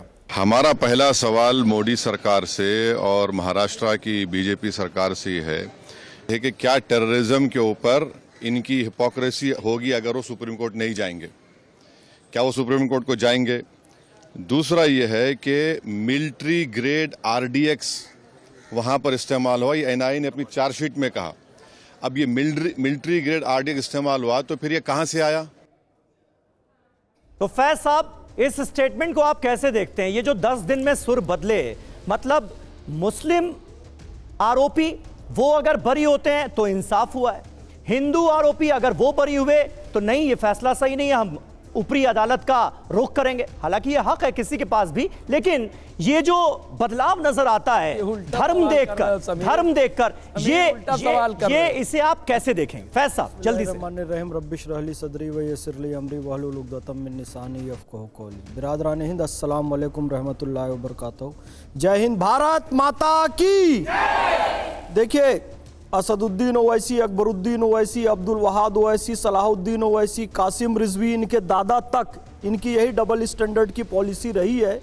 और इनके दादा जो कासिम रिजवी थे, परदादा कहें, वो तो हैदराबाद को पाकिस्तान में मिलाना चाहते थे और सरदार वल्लभ भाई पटेल के पास चले गए थे कि मैं निज़ामी झंडा फहराऊंगा दिल्ली के लाल किले में। वो तो सरदार वल्लभ भाई पटेल ने ऑपरेशन पोलो चलाया, नहीं तो उन्होंने धमकी दी कि हैदराबाद के सारे हिंदुओं को खत्म कर दूंगा। कासिम रिजवी, इसके परदादा असदुद्दीन ओवैसी। चलिए छोड़िए, दादा परदादा पर नहीं जाते हैं। पटेल ने अभी प्रेजेंट में आइए, प्रेजेंट में ऑपरेशन पोलो चलाकर इन लोगों को खत्म किया और आज हैदराबाद पाकिस्तान में इनकी पॉलिसी कहां से है मैं ये बता रहा हूं। और ओवैसी को प्रधानमंत्री श्री नरेंद्र मोदी जी ने इज्जत बख्शी और देश के प्रतिनिधिमंडल के साथ विदेशों में भेजा भारत का नाम रोशन करने के लिए। इस इज्जत को पचाना सीखिए। जो राष्ट्रीय स्वयंसेवक संघ की विचारधारा का प्रधानमंत्री है वो आपका सम्मान कर रहा है और फिर से आप हिंदुओं को आतंकवादी कह रहे हैं, उनके खिलाफ सुप्रीम कोर्ट में जाएंगे। भगवा को आतंकवादी कह रहे हैं, वही एक हिंदुओं को आतंकवादी, भगवा आतंकी जो रिहा हुए उनके खिलाफ क्यों गई सरकार? विशेष को आरोपित करना, यह पॉलिसी इनकी बहुत पुरानी है। ये देश मुसलमान रिहा, उन्होंने नहीं कहा हिंदुओं को आतंकी। एक मिनट, ये ठीक है। अब उनकी पार्टी का यहाँ पर कोई मौजूद नहीं है फैज साहब, उन्होंने नहीं कहा हिंदुओं को आतंकी या भगवा आतंकी, उन्होंने नहीं कहा। नहीं कहा ना, नहीं कहा। अब कह रहे हैं सुप्रीम कोर्ट जाएंगे, कहने का क्या मतलब है कि बच क्यों गए? इनको सजा तो 21 तारीख वाले में सुप्रीम कोर्ट क्यों गई सरकार? किन्हीं लोगों को सजा नहीं हुई है तो नहीं जाना चाहिए था, आ गया तो फैसला मान लेना चाहिए था। अब सुनिए मेरी बात, आप एक तरफा बात करते हो। भागवत जी का ये स्टेट आपके बीच में नहीं बोला, सुनिए तरफा बात क्यों कर रहे हो? मुमताज साहब, अरे सुनने की हिम्मत, हिम्मत तो आई है। इनका क्या हालत होगी? इतने देर से सुन रहे थे ना, चीख रहे हो, हम तो 7,000 फंसे हुए हैं। सबका डीएनए एक है। हर मस्जिद के नीचे शिवलिंग नहीं तलाशो। अभी ऑल इंडिया इमाम ऑर्गेनाइजेशन की बैठक में गए, उनको आतंकवादी सिद्ध करने का प्रयास किया गया। इंद्रेश जी, आदरणीय इंद्रेश जी 17 साल तक कश्मीर के प्रचारक रहे, मुसलमानों के तमाम फिरकों को एक मंच पर लाया, चाहे यूसीसी हो, इंस्टेंट ट्रिपल तलाक हो, वक्फ हो, समस्त मुसलमानों के प्रगतिशील मैटर में दीन इंद्रेश चला दिया। एनआईए उनको परेशान करती रही, दीन इंद्रेश चला दिया सारे तबके को लाकर। एनआईए भागवत जी को परेशान करती रही, और ये अभी भी भगवा को आतंकी कह रहे कि रावण भगवा पहनकर आया था। याद रखना, इमाम हुसैन को जिन लोगों ने शहीद किया ना, इतनी लंबी दाढ़ी रखा था, शिम्र ऐसे टोपी पहना था, कुरान तो शरीफ चोला पहन के तो आता है, यही तो मैं कह रहा हूं। शायर ने कहा दर्द आज रात को हो रहा है की तकदीर के साथ कत्ल शब्बीर हुए, नारे तकबीर के साथ इमाम हुसैन को मारने वाला कोई भगवा रंग नहीं पहना था, वो इमाम था, वो दाढ़ी रखा था, वो टोपी रखा था। इस सच्चाई को स्वीकारिए और अपने गिरेबान में झांकिए। हिंदू धर्म में सुधार के लिए ना बहुत बहुत बड़े शंकराचार्य हैं, महामंडलेश्वर सुधार की बात नहीं कर रहे समीर साहब, हम सुधार की बात नहीं कर रहे, हम कह रहे चोला कोई किसी को पहन सकता है। आपकी बात बिल्कुल दुरुस्त है, इस्लाम को चोला पहन के आतंकवादी आते हैं, आतंकवाद मुर्दाबाद, दीक्षा है, इस्लाम को चोला पहन के आने वाले मुर्दाबाद, भगवा तत्व है, भगवा। लेकिन आप ये न कहिए कि हमारे यहाँ कोई नहीं आता है। भगवा में जितनी गहराई है उतनी ऊंचाई है, याद रखना। और इन लोगों ने क्या कहा था, 26/11 का हमला आरएसएस की साजिश। इनके नेता गए थे अजीज वर्दी की पुस्तक का विमोचन करने, दिग्विजय सिंह गए थे कि भगवा आतंकवाद आरएसएस की साजिश 26/11। और मैं बताऊं, 1 मिनट भैया मुझे बोलने देना, कल एक कांग्रेस के प्रवक्ता के साथ बैठा था, वो कह रहे थे अरे धमाका इन लोगों ने नहीं किया तो किसी अवतारी पुरुष ने किया क्या। अब अवतारी पुरुष हम किसको कहते हैं, भगवान राम को कहते हैं, भगवान श्री कृष्ण को कहते हैं, वो उनको जोड़ रहे हैं। अभी इन्होंने एक आपत्तिजनक शब्द कही, विजय तिवारी भैया, तुम 11 साल से कीर्तन कर रहे थे क्या? कीर्तन क्या होता है? हरे राम राम राम हरे हरे, हरे कृष्णा कृष्णा। एक भगवा वस्त्र लाकर इनको भी पहनाया जाए, व्यंग बनाकर रखे इन लोगों ने कीर्तन शब्द का प्रयोग किया। कभी आप अवतारी पुरुष शब्द कहते हैं, हो गया हो गया, हो गया हितकारी उनका भी भाषण बहुत लंबा हुआ। एक मिनट, बर्दाश्त नहीं कर पाएंगे, चुप हो। ठीक है पैसा, लेकिन देखिए एक मिनट ठीक है, यहाँ पारसी सुरक्षित है हिंदुओं के कारण, यहाँ यहूदी सुरक्षित रहे हिंदुओं के कारण। ठीक है पैसा, हिंदुओं के कारण हमारी दरगाहें ख्वाजा मोइनुद्दीन चिश्ती, हजरत निजामुद्दीन औलिया की वहां अरब में नहीं सुरक्षित रह सकती, भारत में सुरक्षित है इनको भगवा वस्त्र पहनाए। इसलिए हिंदू धर्म का अच्छा ये दलील बार बार दी जाती है। एक मिनट फैज साहब, आपने जिस बात का जिक्र किया, एक मिनट अगले प्रोफेसर गंगा भगवा वस्त्र लाता हूँ और आप जरूर पहनिए। मुझे पर्सनल टिप्पणी पहन लेता हूं मैं, उसमें क्या है? अरे अगले में क्यों आओगे? टोपी उतार दीजिए, ये टोपी उतार दीजिए, टोपी ये टोपी जो है ना दिखावा है, पहनाएगी। ये टोपी उतार दीजिए, दिखावा है। हाँ लो मत कीजिए, क्या बात है, अच्छे लग रहे हैं लेकिन आप भगवा पहनने में क्या दिक्कत है? नहीं मैं ही पहना देता हूँ आपको। नहीं मैं भी आ गया पहना। भगवा पहनने में क्या दिक्कत है? नहीं आपको पहनाता हूँ। और ये काहे को पहने हैं? आपको कांग्रेस से निकाला नहीं जाएगा। इस टोपी को हटा दीजिए, टोपी लाइए, टोपी ये टोपी तो दिक्कत करवा रहा है देश को। देखो टोपी पहना रहा है भाजपा, इनको भी पहना दिया है। कांग्रेस से निकालेंगे नहीं, इनको टोपी न पहनाइए। टोपी एकता की मिसाल नजर आ रही है, एकता की मिसाल नजर आ रही है। ऐसे तो इफ्तार पार्टी में टोपी पहन के जाएंगे, मुसलमानों को टोपी पहनाएंगे। टोपी यहाँ मुसलमान की टोपी उतार रहे हैं, हरी साड़ी पहने भगवा पहनाया। भगवा साड़ी पहने हुए और उन्होंने भगवा पहनाया। ठीक है, लेकिन खुशी हो रही है। अच्छा ठीक है, मुमताज साहब, हमारा परचम है, हमें खुशी हो रही बहन, हाँ मैं- ठीक है, अच्छा, खुशी हो रही ठीक है, चलिए थोड़ा सा आगे बढ़ते हैं अब। 1 मिनट मुमताज साहब, अरे आपस में नहीं खुश हो रहे हैं। प्रोफेसर गंगा साहब हमारे साथ मौजूद हैं। अरे भाई एक मिनट प्लीज, थोड़ा सा हमको बोल लेने दीजिए। प्रोफेसर साहब देखिए बहुत देर से इंतजार कर रहे हैं। नहीं, अब मैं उनके पास जाऊंगा। प्रोफेसर साहब आप क्या इस बात से इत्तेफाक रखते हैं जिस बात का जिक्र फैज साहब ने अपने स्टेटमेंट के लंबे चौड़े स्टेटमेंट के आखिरी पॉइंट में कहा कि भाई यहां पर ये देश जो है, कुल मिलाकर उनका कहने का मतलब था कि ये देश सेकुलर इसलिए है, धर्मनिरपेक्ष इसलिए है क्योंकि यहां पर हिंदू बहुसंख्यक है, और ये बात इससे पहले भी होती है। आप जो मौजूदा कॉन्टेक्स्ट चल रहा है उसमें इस बात को जोड़कर कैसे देखते हैं? आप मानते हैं ये? समीर साहब, मैं बात यहाँ से शुरू करना चाहता हूँ कि जो शीर्षक हमने बनाया है हिंदू आतंकवादी नहीं होता, मेरे ख्याल से शीर्षक बनाना चाहिए आतंकवादी का कोई धर्म नहीं होता, चाहे इस जजमेंट के कॉन्टेक्स्ट में हो या इन जनरल हम बात करें, क्योंकि वास्तव में आतंकवाद का कोई धर्म नहीं होता और आतंकवाद को हम बहुत सीमित संदर्भों में समझ रहे हैं। आप जानते हैं कि आतंकवाद मतलब किसी भी निर्दोष को हम डराएं अपनी विचारधारा के आधार पर कोई राजनीतिक सत्ता प्राप्त करने के लिए या अपने कुछ हितों का लाभ पाने के लिए, और ऐसा कई संगठन करते रहे हैं, कई लोग करते रहे हैं, तो वो किसी धर्म से जुड़े हुए जरूरी नहीं है और वो किसी धर्म के भी हो सकते हैं। तो हम उसको बहुत सीमित संदर्भों में, और ये पद आया कहाँ से, हिंदू आतंकवादी पद आया कहाँ से? क्योंकि जैसा हमारे साथी ने कहा कि उन्होंने कहा कि देखो लिस्ट उठा के देख लीजिए कि किस धर्म के लोग होते हैं, तो वास्तव में वो चिन्हित करना चाहते हैं एक धर्म को और हमेशा चिन्हित किया गया है, इसलिए उसके जवाब में कुछ लोगों ने एक दूसरा टर्म गढ़ दिया।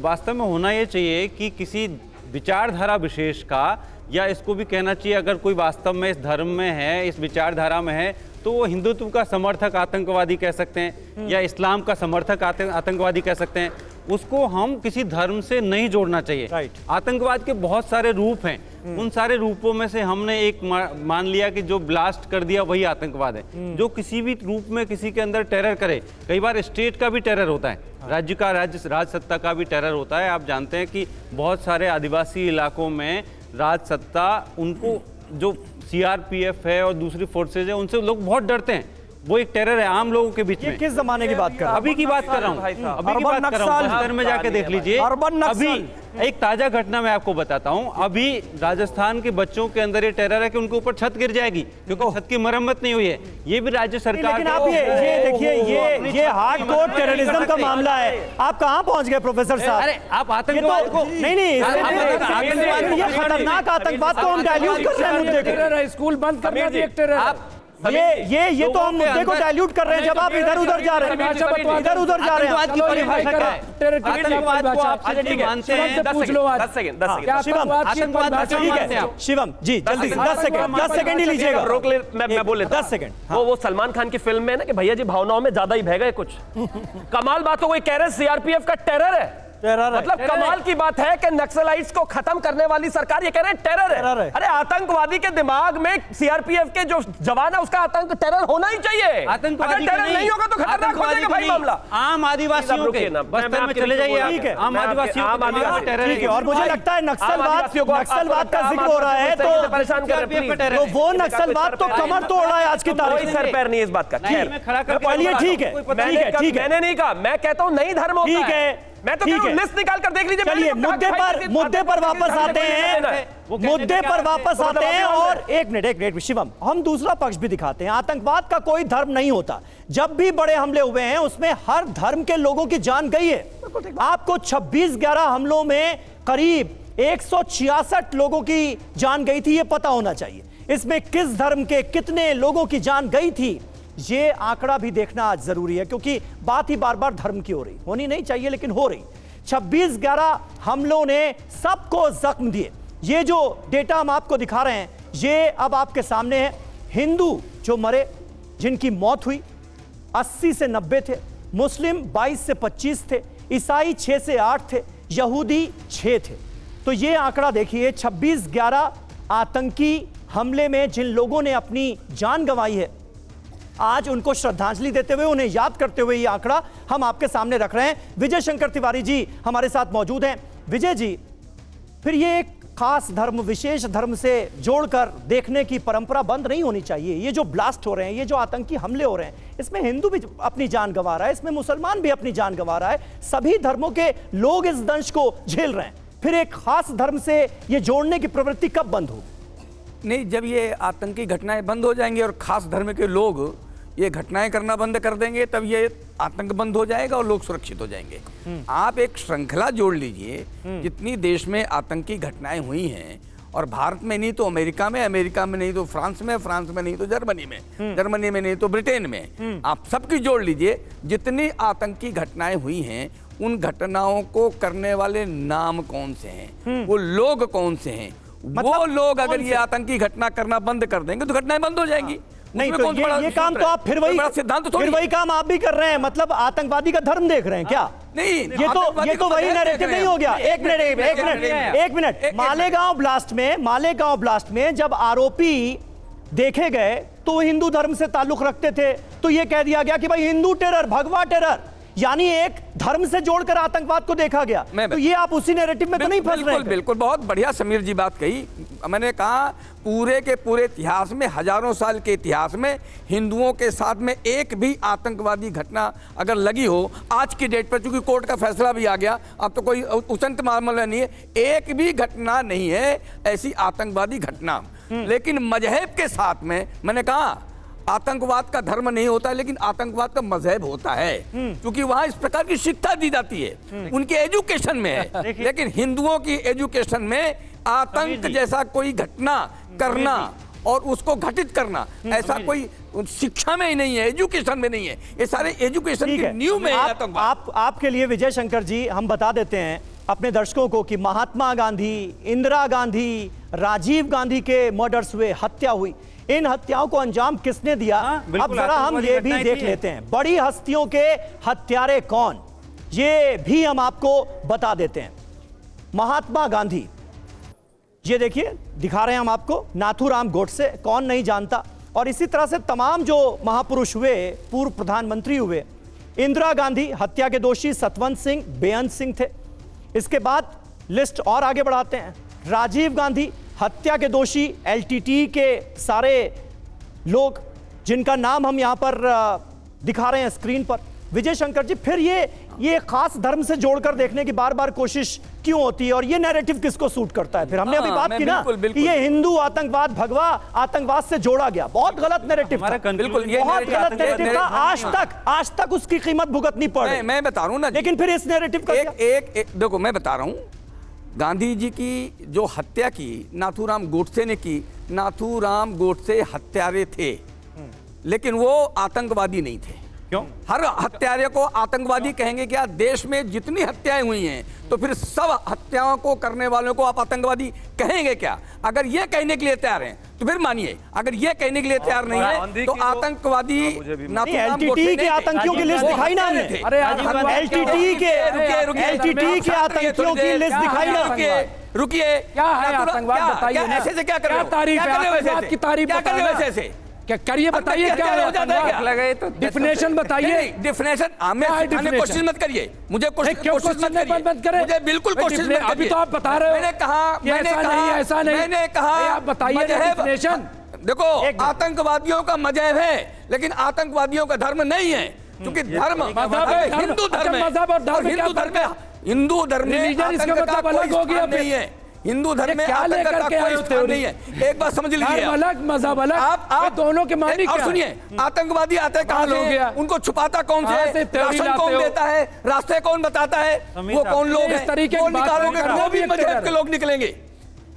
अच्छा, ठीक है राजीव गांधी। विजय जी, लेकिन अभी साध्वी प्रज्ञा का जिक्र हुआ और नाथूराम गोडसे का हुआ, तो नाथूराम गोडसे को जब साध्वी प्रज्ञा ने महान बताने की कोशिश की थी, तो देश के प्रधानमंत्री नरेंद्र मोदी ने कहा था मैं कभी माफ नहीं कर सकता।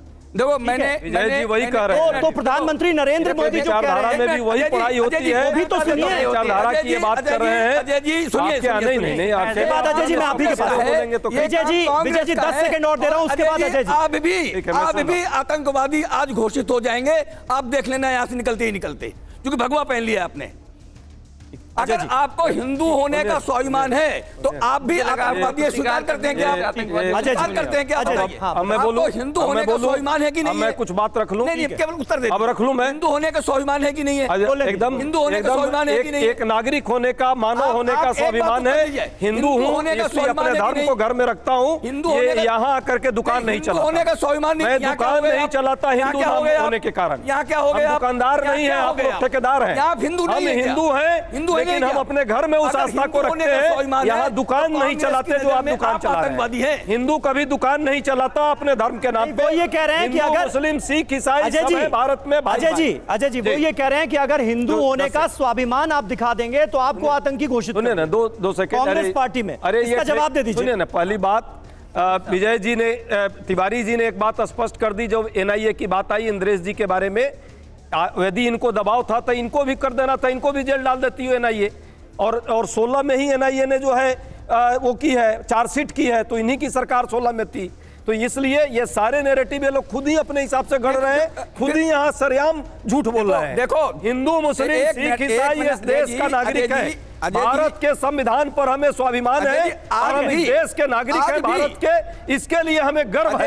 हम गौरवान्वित होते हैं। हम महात्मा गांधी के वंशज हैं, विवेकानंद के वंशज हैं, राम के वंशज हैं, और इसी तरह इस देश में और स्वाभिमान है हिंदू होने पर। अरे भाई स्वाभिमान है, अरे लेकिन ये आरएसएस सिखाती है ना, आरएसएस लड़ना सिखाती है, आरएसएस हिंदू मुस्लिम बांटना सिखाती है, समाज में नफरत फैलाती है आरएसएस। अगर चुनावी का स्वाभिमान आपको नहीं है, चुनावी हिंदू नहीं है तो हिंदू नहीं है। और हम जो है होने का स्वाभिमान दर्शन में हिंदू है, पक्की बात हो, सोच में हिंदू है। कांग्रेस की नजर में आप आतंकवादी हैं, कांग्रेस की नजर में आप आतंकवादी हैं, लेकर चलते हैं। आप स्वीकार करिए, कांग्रेस की नजर में आप आतंकवादी हैं, कांग्रेस की नजर में आप आतंकवादी हैं।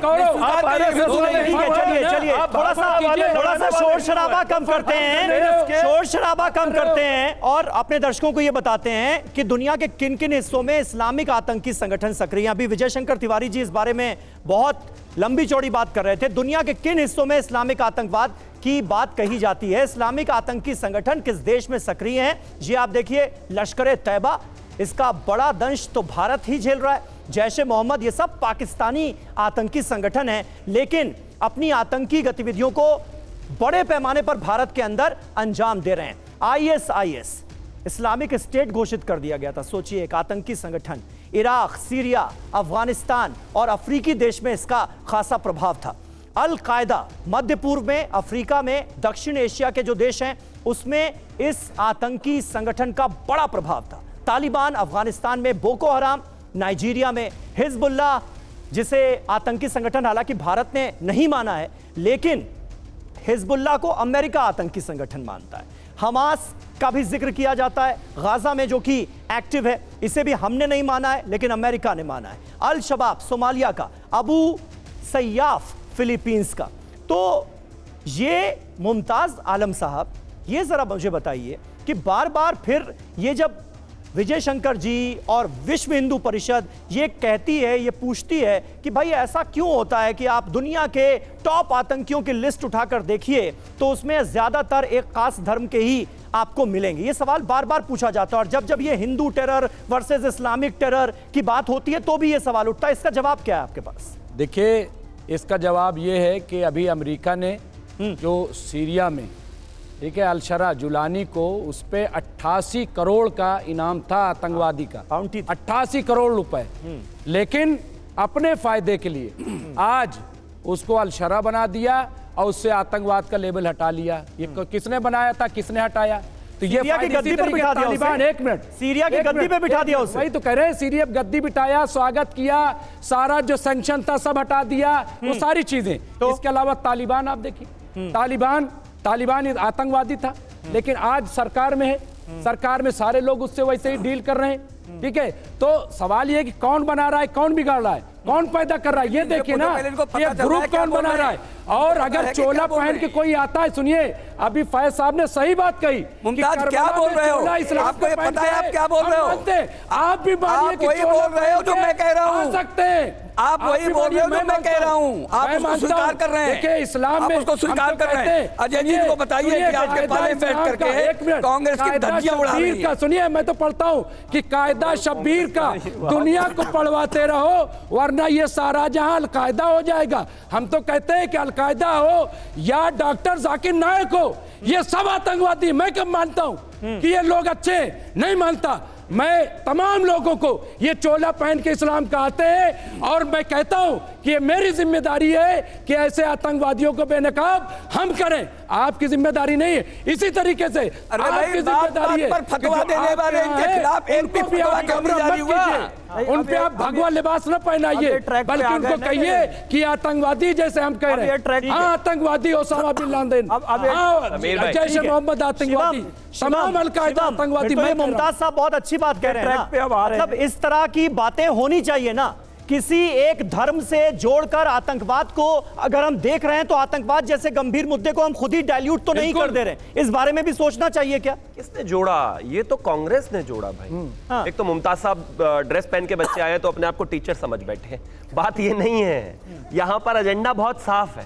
नहीं। एक थ्योरी थी जो बनाई गई हिंदुओं के खिलाफ, जो डिसमेंटल हो गई, अब उसका कोई सेंस नहीं है। ये हम पहले दिन से कहते हुए आ रहे हैं। बात बहुत साफ है, हिंदू आतंकवादी नहीं हो सकता। आदरणीय गृह मंत्री जी ने भी कहा, रिपोर्ट्स भी आ गई हैं, ऊपर जाने का सबका अधिकार है, लेकिन आने वाले समय में वो भी चीजें अनकवर होंगी। लेकिन एक क्लैरिटी बहुत इस देश को है, और मैं मानता हूं सभी को है, धर्म नहीं है आतंकवाद का, लेकिन हमारे ऊपर धर्म क्यों थोप दिया? फिर मैं भी तो वही कह रहा हूं, भारतीय जनता पार्टी, जनसंघ, सबको आतंकवादी बना दिया था जब ये सरकार में थे। और अभी कांग्रेस के प्रवक्ता कह रहे मैं तो जी राम का वंशज हूं। राम मंदिर को रोका, उसके लिए कोर्ट में चले गए, राम सेतु पर विरोध इन्होंने किया, इनके जो नेता थे वो रहे। भगवान ऐसा वंशज किसी को ना दे अगर ये राम के वंशज है तो। बताओ, राम का वंशज बता रहे, जिनका जीवन ही अजय जी चला गया, वो भी वंशज हो गए। ये पता है कौन लोग हैं? ये जेब में टोपी लेकर चलते हैं, सरकार बदलते ही टोपी लगा लेते हैं, और वैसे ही तुरंत तिलक लगा लिया, हम राम भक्त हैं। अरे कैसे राम भक्त हो भाई? राम भक्त हो, ये राम विरोधी अजय जी, वो आपके साथी कर रहे हैं विरोध के खिलाफ, पूरे राम विरोध में। खैर अपना आ गया ये काम तो आपके साथ भैया, मैंने तो उपाध्याय जी। अरे वो देखो ना। अच्छा, तो मुसलमान भगवा पहने में अच्छा लग रहा है? अभी तो कह रहे हो, देख रहे हैं इसमें भी तो इनको तो हिंदू टोपी नहीं लगा सकता क्या? यही तो अदालत ने कहा है, यही तो अदालत ने भी कहा है कि आतंकवाद का कोई धर्म नहीं होता, आतंकवाद का कोई रंग नहीं होता, कोई रंग नहीं होता। लेकिन उस वक्त कहा गया था, सुनिए, उस वक्त भगवा रंग का भी जिक्र हुआ था, और उस वक्त हिंदू आतंकवाद का भी जिक्र हुआ था। एक मिनट, अब हम अपने दर्शकों को बता देते हैं, अब हम अपने दर्शकों को जरा समझा तो दें कि भाई आखिर भगवा आतंकवाद की जिस थ्योरी पर हम इतना बहस कर रहे हैं, उसका जन्म कैसे हुआ, कहां से आई ये भगवा आतंकवाद की थ्योरी? 2007-2008 मालेगांव समझौता एक्सप्रेस और अजमेर दरगाह विस्फोट, ये सामने आता है, और उसके बाद ये थ्योरी सामने आती है। 2008 में मालेगांव धमाके में साध्वी प्रज्ञा, कर्नल पुरोहित, अभिनव भारत जैसे संगठन के खिलाफ जांच होती है। 2010 में तब के गृह मंत्री पी चिदंबरम ने भगवा आतंकवाद शब्द का इस्तेमाल किया था। हालांकि अब पृथ्वीराज चौहान उस पर ऐतराज कर रहे हैं, तो बड़ा कंफ्यूजन है। 2013 तब के गृह मंत्री सुशील कुमार शिंदे ने भगवा आतंकवाद का जिक्र किया अपने बयान में। तमाम बड़े टॉप लीडर्स, बीजेपी और हिंदू संगठनों ने हिंदू धर्म को बदनाम करने की इसे साजिश बताया। भगवा आतंकवाद इस शब्द ने वैचारिक राजनीतिक ध्रुवीकरण को बढ़ावा दिया। तो मंशा क्या यही थी? ये सवाल अजय जी आज आपकी पार्टी से जरूर पूछा जाएगा, क्योंकि आप बार बार, कांग्रेस पार्टी बिलीव करती है कि आतंकवाद का कोई धर्म नहीं होता, लेकिन उस वक्त एक धर्म से इसको जोड़ दिया गया और कह दिया गया कि हिंदू आतंकवाद, भगवा आतंकवाद, और किसी छोटे मोटे नेता ने नहीं, आपके टॉप लीडर्स ने यह कहा। तो आज क्या आप लोगों को सफाई देना नहीं चाहिए? मैं बार बार कह रहा हूं, पहले तो ये भगवा आतंकवाद शब्द जो है क्वाइन किया था एक प्रवीण जी हैं, जो एशियन एज में पत्रकार होते थे 2002 में। शायद इसकी जानकारी पत्रकारिता जगत में नहीं है, तो मैं नहीं कुछ कह सकता। दूसरी बार जब ये बात आई, गृह सचिव थे आर के सिंह, उनका दिया हुआ ये रूप था। हालांकि जिन नेताओं ने बात रखी उसको कांग्रेस पार्टी ने सिरे से नकारा, आज भी हम नकारते हैं। भगवा सुशील कुमार शिंदे, सुनिए पी चिदम्बरम, भगवा कट्टरता उस वक्त के गृह मंत्री, वो ये कह रहे हैं, उन्होंने ये वर्ड एग्जैक्ट नहीं बोला है, कहीं यही बोला आपके पास हो पी चिदम्बरम का कोई बाइट तो जरूर चलाइए। बोला है भगवा आतंकवाद, हिंदू आतंकवाद, ये बोला गया, चलाया गया। उन्होंने कहा था कि कट्टरता, यदि कुछ संगठन ऐसे हैं जो हिंदुइज्म के नाम पे कट्टरता फैला रहे हैं, उनको नहीं फैलाना चाहिए। सुशील कुमार शिंदे ने तो बाद में माफी भी मांगी है। आज भी अजय जी सब भूल गया, बट्टे और कट्टे का जो है श्मशान, अजय जी सब भूल गया जो काम करते हैं ये भगवा आतंकवाद पर, वाले लोग भगवा आतंकवाद के वर्ड पर, अरे भाई राम के नहीं सुनेंगे आप, नहीं सुनेंगे। अब आप लोग लाइव फैक्ट चेक करते हैं, मेरे पास वीडियो है, तो मुझे आप बोल रहे हैं, मेरे पास वीडियो भाई, इन्होंने कहा कि चिदम्बरम जी ने भगवा आतंकवाद नहीं कहा। अब आप सब चिल्ला करने वाले लोग लड़ना नहीं चाहिए है, देख रहे हैं, फिर अब चिल्ला रहे हैं। अब इनके सारे नेताओं को वन बाय वन सुना रहे हैं, देश जानता है, ये देखिए, ये लोग कट्टरता ये वही अब्बा डब्बा वाली कहानी पे आ गए ना, देख रहे हैं, कर रहे हैं। वही तो कह रहा था, इनको बस यही करना है। प्लीज आप इनको रोको। नहीं, किसका बयान सुना रहे हैं आप? नहीं, मैं बयान सुनाकर ही रहूंगा। आदर्श राज्य बनाने की बात, किसका बयान सुना रहे हैं? क्योंकि पृथ्वीराज चौहान का तो हमने सुना दिया। अजय जी अब आप कह रहे थे कि बयान सुना दीजिए, शिवम कुछ कह रहे थे। प्लीज, अरे वो बालू हो फंस गए भाई, अरे भाई रुकिए ना, आप इनको रोकिए। सुनाइए जी जी। अरे सुनाइए, टीवी 9 से निवेदन है, अपने कैमरामैन को एक सेलो टेप भी दे दिया करो, ये रुकते ही नहीं है, बताओ। बोलिए बोलिए, जाइए ना प्लीज, आप इनको रोकिए। Thank you. अब ये बयान है, ये बयान है पी चिदम्बरम का बयान, हिंदू और भगवा। सुनिए सुनिए सुनिए।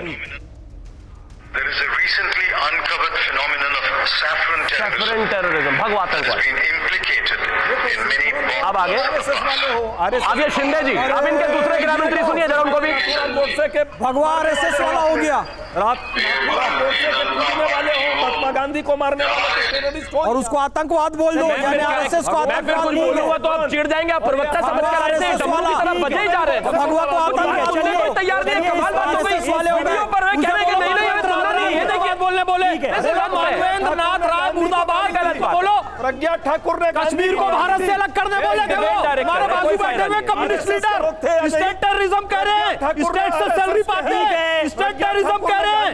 भगत सिंह को क्रांतिकारी आतंकवादी कहा था इन लोगों ने। बोलो मानवेंद्र नाथ राय मुर्दाबाद, बोलो कासिम रिजवी मुर्दाबाद, बोलो मोहम्मद अली जिन्ना मुर्दाबाद, बोलो मानवेंद्र नाथ राय मुर्दाबाद, मानवेंद्र नाथ राय मुर्दाबाद। उनसे बुलवा के दिखाओ, उनसे बुलवा के दिखाओ, कासिम रिजवी मुर्दाबाद, महिमा मंडित कर बोलो मानवेंद्र नाथ राय मुर्दाबाद, बोलो मुर्दाबाद। वो कश्मीर को अलग करना चाहते थे, मोहम्मद बिन कासिम मुर्दाबाद, महमूद गजनवी मुर्दाबाद, मोहम्मद गौरी मुर्दाबाद, तैमूर लंग मुर्दाबाद, औरंगजेब मुर्दाबाद, और देश को तोड़ने का काम करते हो, नादिर शाह मुर्दाबाद, अहमद शाह तालिब मुर्दाबाद, बोलो मुर्दाबाद, बोलो मानवेंद्र नाथ राय मुर्दाबाद, बोल के दिखाओ, कासिम रिजवी मुर्दाबाद बोल के दिखाओ। 16 अगस्त 1946 को मोहम्मद अली जिन्ना ने डायरेक्ट किया था, ये बनौटी को देखिए, याद रखिए, भगत सिंह को क्रांतिकारी आतंकवादी कह रहे थे लोग। हटा, बिल्कुल ठीक कहा, बिल्कुल ठीक कहा। अब्बा डब्बा चप्पा ठीक है इनके लिए, बिल्कुल ठीक है। अब्बा डब्बा चप्पा, आप सब लोगों की बात पर इस थाली में खा, उसमें छेद करो, शर्म आनी चाहिए। आप सब लोगों की बात पर, आप सब लोगों की बात पर प्रोफेसर, अरे उन्होंने ठीक कहा भैया, संभाल लेंगे, इधर संभाल लेंगे, उधर आप संभालो। प्लीज आप सब लोगों की बात पर, यही चेहरा, आप सब लोगों की बात पर प्रोफेसर साहब मुस्कुरा रहे हैं। प्रोफेसर मीणा, कैसे आप ये मुस्कुराहट का वक्त है क्या?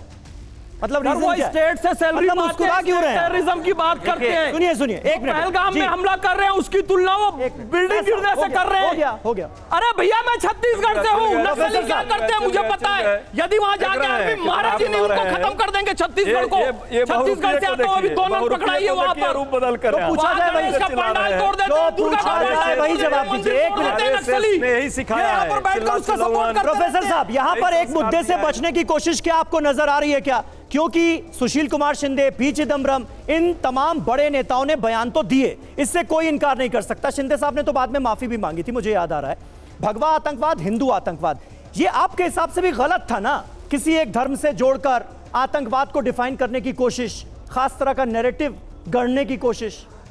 मुस्कुरा क्यों रहे आप? मैं इनके ऊपर मुस्कुरा रहा हूँ। ये भाई साहब चिल्ला रहे हैं, आपने उनसे कोई सवाल भी नहीं पूछा, उनको बोलने के लिए भी नहीं कहा, वो चिल्ला रहे हैं, चिल्ला रहे हैं, चिल्ला रहे हैं। क्या हो गया है उनको? मैं उनको देख करके मुझे थोड़ा दया आ रही है कि क्या हो गया है उनको। ठीक है, आप जवाब बोलने नहीं देंगे सर, हमारा बस चलेगा, नहीं बोलने देंगे आपको, याद रखिएगा। ऐसे आप सपोर्ट करोगे, आप बैठ के नहीं बोलने देंगे। साहब यहाँ बैठकर आप डिसाइड नहीं करेंगे कौन अर्बन नक्सल है सर। नहीं, ये गलत बात है, ये गलत बात है। आप सभी लोग हमारे सम्मानित मेहमान हैं। ये पर्सनल टिप्पणी आप नहीं करेंगे, नहीं, पर्सनल टिप्पणी आप नहीं करेंगे फैज साहब। फैज साहब, मेरे मेहमान के लिए पर्सनल टिप्पणी आप नहीं करेंगे। अरे उन्होंने प्रोफेसर साहब कहा, उन्होंने एक मिनट तो उसी वक्त टोका गया ना उनको, उसी वक्त टोका गया ना। एक मिनट, जो हमारे साथ प्रोफेसर मुख्यमंत्री आराम से, आप उनको सुनिए, आराम से, उनको सुनिए। नहीं, पानी गलत तरीका है, आराम से। अरे भाई गलत तरीका है। इनका बीपी बढ़ गया है, एक मिनट, बीपी बढ़ गया, पानी पिलवा दीजिए। मेरे ख्याल से आपको आतंकवाद पर प्रोफेसर साहब जी जी पानी पिलवा दीजिए भाई मेरे साहब। सवाल का जवाब प्रोफेसर साहब जल्दी से, वक्त की थोड़ी सी कमी है। एक मिनट विजय जी, देखिए, मुझे लगता है कि हम सब लोग एक बात पे सहमत हो सकते हैं कि आतंकवाद को हम किसी धर्म से ना जोड़ें। जी, आतंकवाद का कोई धर्म नहीं होता, और जो भी कोई खास विचारधारा के तहत ऐसी घटना करता है वो किसी भी धर्म का हो सकता है। उसके कुछ निहित स्वार्थ हो सकते हैं, कुछ मुद्दे हो सकते हैं, उनको वो मनवाने के लिए वो वायलेंस करता है या और कोई तरीके से करता है। आजकल तो साइबर आतंकवाद भी आ गया है। तो उस सारे आतंकवादियों पर हमको थोड़ा ब्रॉडर पर्सपेक्टिव में देखना पड़ेगा और उनसे पीड़ित लोगों के नज़रिए से देखना पड़ेगा। हम पार्टियों के नज़रिए से देख रहे हैं कि अच्छा कांग्रेस ने ये कहा, बीजेपी ने ये कहा, उससे बाहर निकल करके आम लोग, आम निर्दोष लोग जो उसमें मारे जाते हैं, उनके नज़रिए से क्यों नहीं देख पा रहे हैं हम? उनके नज़रिए से देखें तो आतंकवाद को हम उसके व्यापक संदर्भों में देख सकेंगे, और तब हमको पता चलेगा कि वो उसका किसी धर्म से संबंध नहीं है। किसी भी धर्म के लोग आतंकवादी हो सकते हैं, किसी भी आइडियोलॉजी के लोग आतंकवादी हो सकते हैं, जो आम निर्दोष लोगों को नुकसान पहुंचाते हैं। इस पर्सपेक्टिव में देखें तो कुछ निष्कर्ष अच्छे निकल सकेंगे। विजय जी, मानते हैं ना आप, अब मालेगांव का इतना तस्करा हो रहा है, इतना डिस्कशन हो रहा है मालेगांव पर, और मालेगांव में जो मारे गए वो सब नमाजी थे। रमजान का महीना था, नमाज पढ़ने जा रहे थे, 6 लोगों की मौत हो गई, 100 लोग घायल हो गए। मतलब उनको तो इंसाफ आज भी नहीं मिला, 17 साल बाद भी नहीं मिला। ये भी तो हकीकत है ना। कश्मीर में आतंकवाद चल रहा था, हाँ, और कश्मीर में मुस्लिम भी बहुत सारे लोग मारे गए हैं। बिल्कुल। पाकिस्तान में एक विद्यालय में बम फूटा, और आतंकी कौन थे? वो भी मुसलमान थे। तो इसलिए ऐसा नहीं है कि वो जहाँ मुस्लिम मारे गए वहाँ मुस्लिम आतंकवादी नहीं हो सकते हैं। उनका, आप बता दें, हमने कहा मजहब है, धर्म नहीं है ये। तो वहाँ पर अपने आतंक के लिए किसी हद तक जाना, ये उनके मान्यता में है, उसको दीजिए ना जी, आप बचाइए मत।